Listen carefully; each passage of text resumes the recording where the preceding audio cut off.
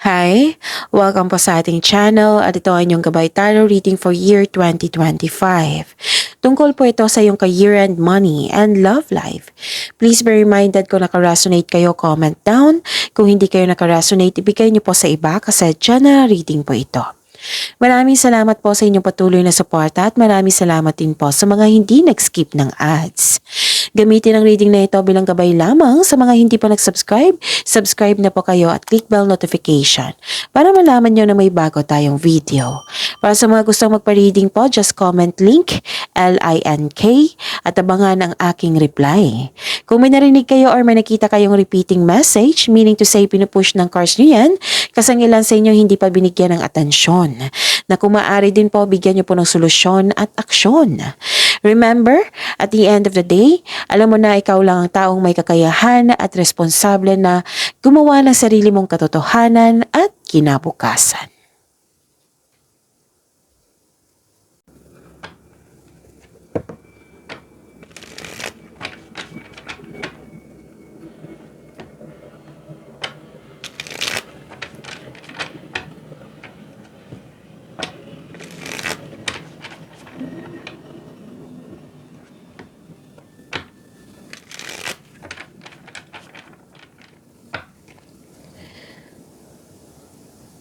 This is for you, Aries, ngayong 2025. Spirit's Guide, January 2025 po para kay Aries.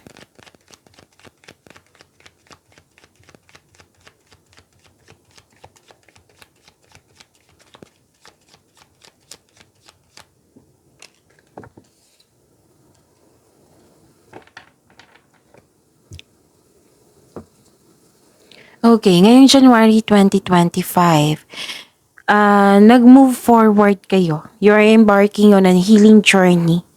Okay? May nakita kong hope and healing dito, moving forward, embarking on a healing journey.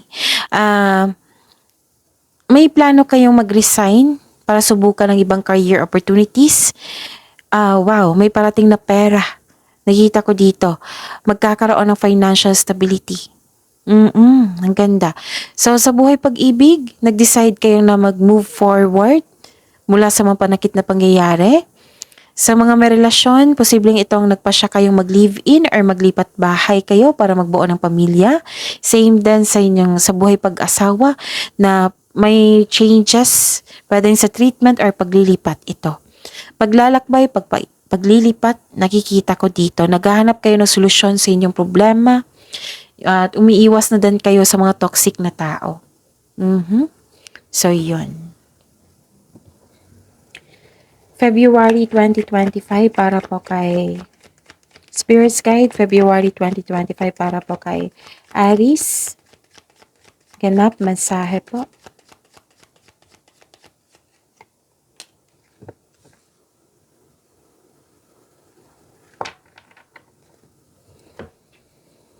Okay.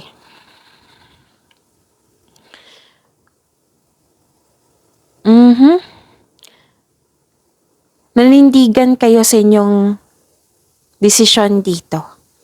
Nakatuon kayo sa inyong layunin, sa inyong trabaho. You are very focused. Okay? Okay? May darating na balita or opportunity na bibigyan mo siya ng agarang aksyon o reaksyon. Sa buhay pag-ibig, may isang taong humahabol sa'yo ng labis o may parating kayong partner na masyadong malakas ang energy. So, this card asks you to listen to your intuition kung itong taong ito ay siyang tunay. Baka kasi sa sobrang bilis niyang dumating, ay siyang may mabilis mawala. Okay? So, sa buhay mag-asawa, may nakita ko ditong pinagtanggol mo ang iyong sarili. Pero din may binigay na opportunity sa inyo at basta nag-uusap kayo. May nakita ko ditong pwede sa ibang tao to ha, or sa partner nyo. Mag-ingat kayo sa taong masakit kung magsalita. Okay? Tapos be confident. Huwag nyo hayaan naman na yung weakness po. May selos ako nakikita dito. Okay? So, yun. Spirits Guide, March 2025 para po kay Aries. Mensahe ganap.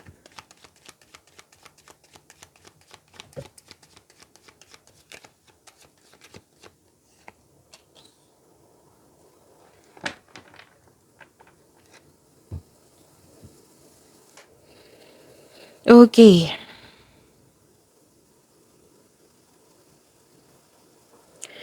Ngayong March 2025, may ganap na negosasyon po for a raise ng allowance, sweldo o contract. Yes, magkakaroon ng successful agreement. Challenges may arise in your career and money pero temporary lang po ito. Okay? May ganap na pinagtanggol mo yung kaibigan mo or isang tao. Tapos, okay.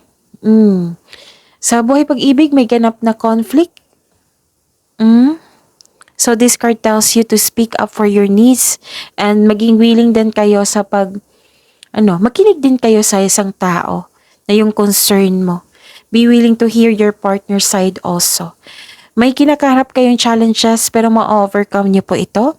Huwag kayong matakot sa mga single, huwag kayong matakot sa difficulties in love. Put a clear intention also. Okay? At saka kailangan mo ng kausap dito. Huwag kayong huminto.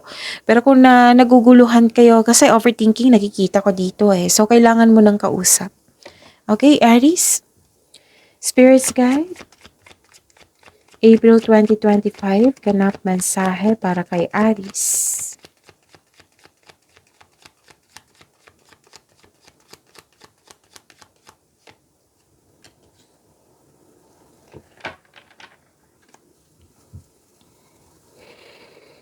Okay.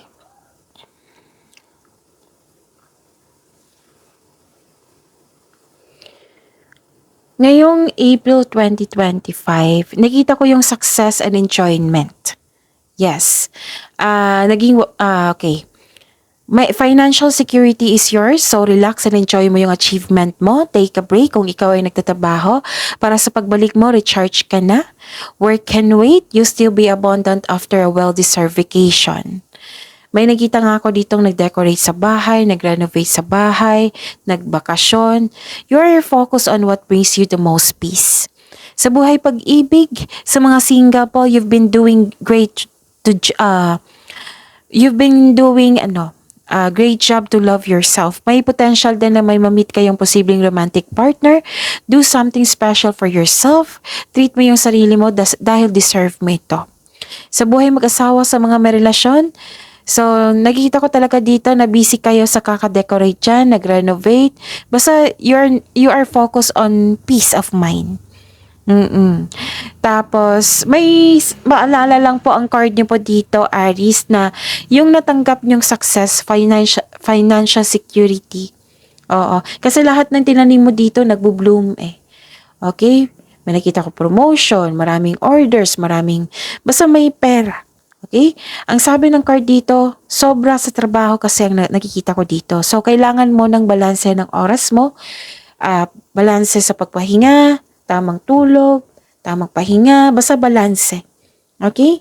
Panahon sa sarili at sa pamilya. Pwede din na nag-overspend kayo kasi may nakita ko ditong overspending sa material na bagay. So, ano yung gagawin nyo?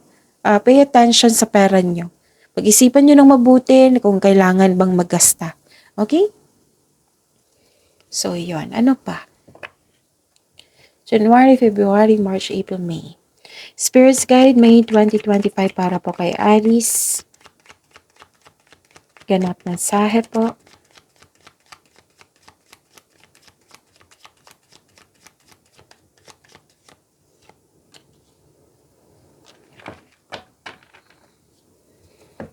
Okay. Okay.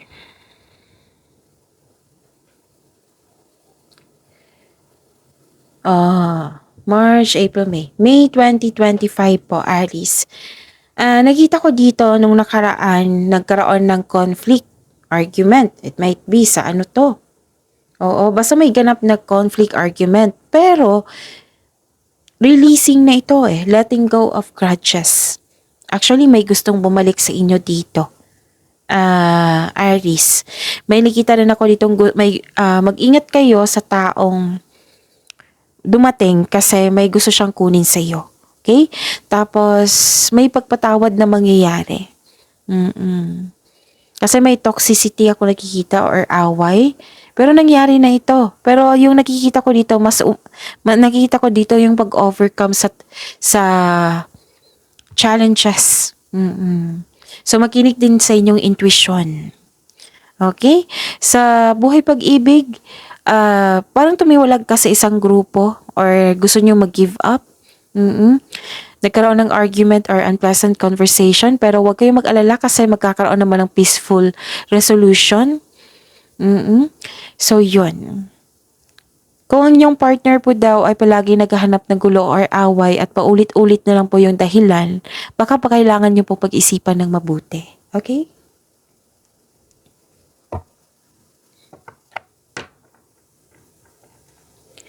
Spirits Guide, June 2025 para po kay Aries. Mensahe ganap.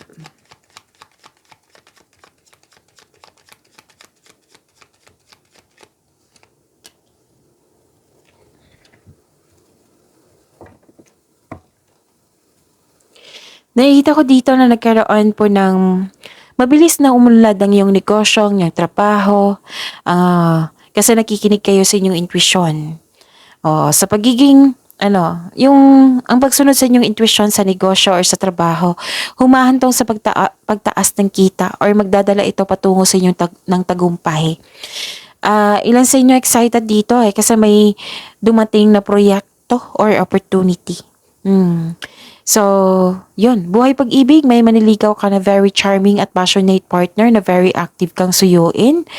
A new relationship are moving extremely fast. Pero try nyo munang mag-enjoy ng moment without getting too carried away. So, one step at a time, dahan-dahan, hinay-hinay lang. Tapos, ilan sa inyo makakatagpo ng bago while traveling. Tapos, maaring magkaroon ng delay sa inihintay nyo.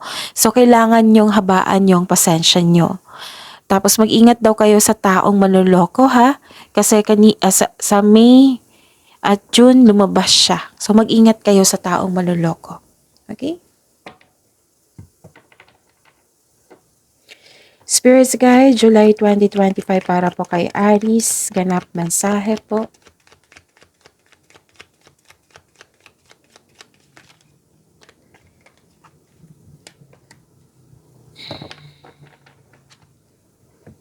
Okay.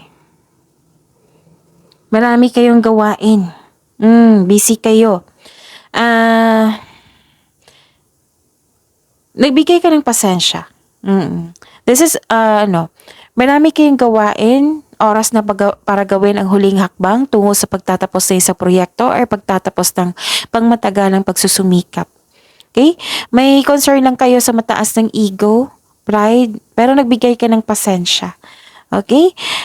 Nakaramdam ka ng pagsuko, pero nagbigay ka ng pasensya. So, move forward.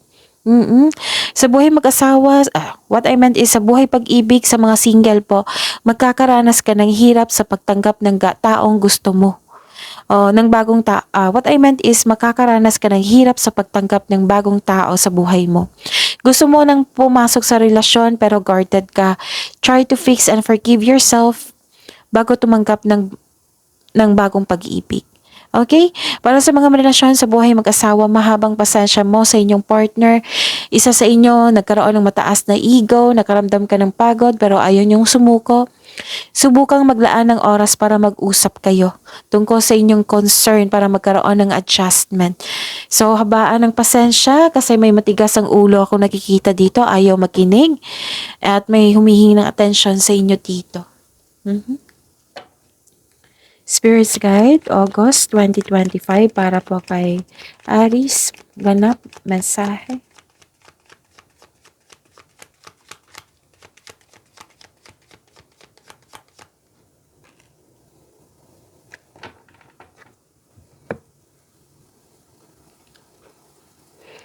Okay, so this is August. Yeah, right? Oh, July, August. August 2025. Sobrang busy niyo pa rin. Oo. Sobrang busy niyo pa rin. Wow. So that is a blessings. Marami kayong ginagawa. So, mas lumawak yung ambisyon mo sa buhay. You're feeling powerful and enjoying being recognized in the workplace. Kung ikaw ay negosyante, listen to your intuition to grow your business more. Lahat kayo, take action kayo towards increased prosperity. Oo. So, kayang-kaya mong maging leader. Sa buhay pag-ibig para sa mga relasyon, strong, confident, and compassionate kayo sa isa't isa. Well-established and successful kayo sa relasyon. May makilala kayong taong very passionate sa gusto sa buhay, charismatic at masayahin. Maaari ring ideal type mo ito para sa mga single. Mag-ingat lang po kasi may nakita ko dito nagsiselos or insecure na hindi niya pinapakita ang kanyang true self. Tapos, pwede din kayo ito nakaramdam kayo ng insecurity kasi lack of time kayo. So, give time for yourself and for your family. July, August, September na tayo. Spirits Guide, September 2025, ganap, para kay Aries, ganap mensahe po.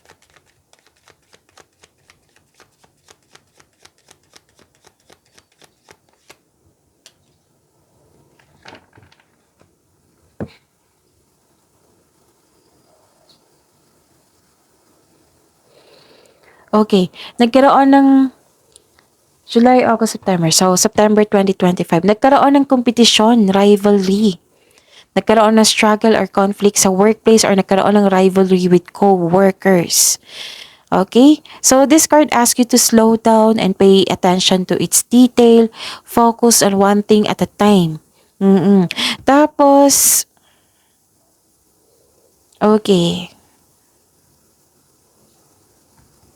May magpapatayo ng bahay or structure. Okay? Sa buhay pag-ibig, sa mga single, gusto mo muna makipag-date sa ilang tao bago pumasok sa exclusive relationship. Mas mainam talaga ito na kilalanin mo muna kung swak ba kayo sa isa't isa. Some of you naiirita kayo na tanong ng tanong yung mga tao like, kailan ka ba magjojowa? Kailan ba ang kasal? Kailan ka ba mabuntis? Ganon. May ganyan. So, sabi ng card dito, hindi kailangan po daw na mainis kayo. So, kailangan ng pag-intindi at mahabang pasensya. Okay? July, August, September, October. Spirits Guide, October 2025. Ganap mensahe po para kay Aries.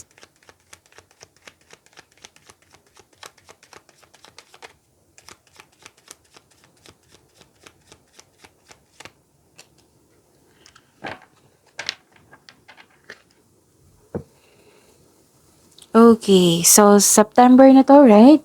August, September, October. July, August, September, October. October pala. Okay.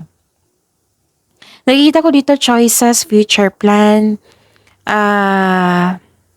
isang bagong chance para sa paglago ng iyong buhay karera. Kaya kumilos ka na kung sa tingin mo na may potential Nakikita ko dito. At huwag mag-alala kasi you are divinely guided. Okay? Papasok ka sa isang kasosyo sa negosyo or may magbigay ng puhunan sa iyo para tulungan ka para palakihin ang iyong mga idea at dalhin ang iyong mga plano sa susunod na antas. Listen to your intuition and it will guide you sa isang malaking desisyon. Ang iyong buhay ay patuloy na yumayabong kapag sinunod mo yung spiritual path and explore new directions. So sa buhay pag-ibig, may ilan sa inyo kakapasok lang ng relasyon. Ilan din sa inyo nagpaplano ng mag-travel for a romantic trip. So may ambisyon or idea kayong gustong gawin. Oo. So this card asks you na magawa ng plano para sinaharap. Mag-iingat lang po sa pagiging mainipin po, Aries. Okay? Nakikita ko naman yung ng suporta yung mga tao sa inyo. Okay, so July, August, September, October. Spirits Guide, November 2025 para po kay Aries. Ganap mensahe po.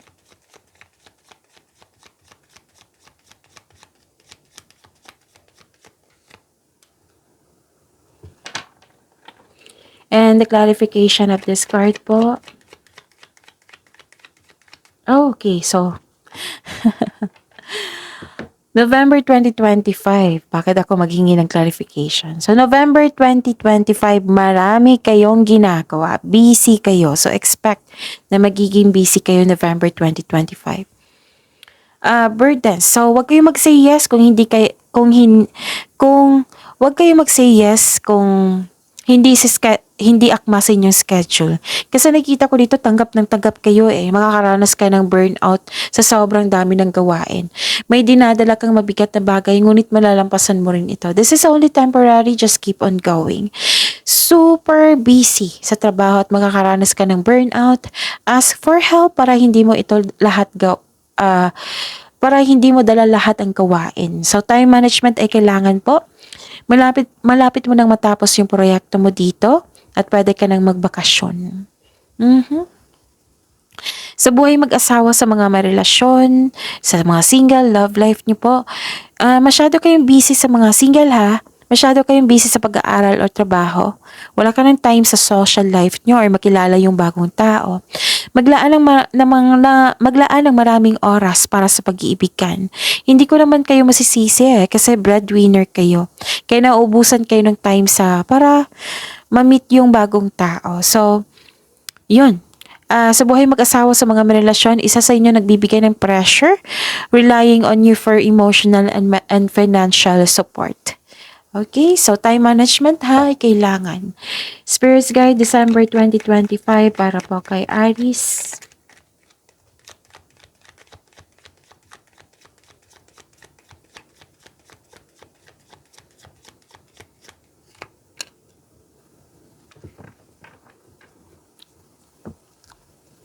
Pagbalanse pa rin to eh, kasi marami kayong gawain.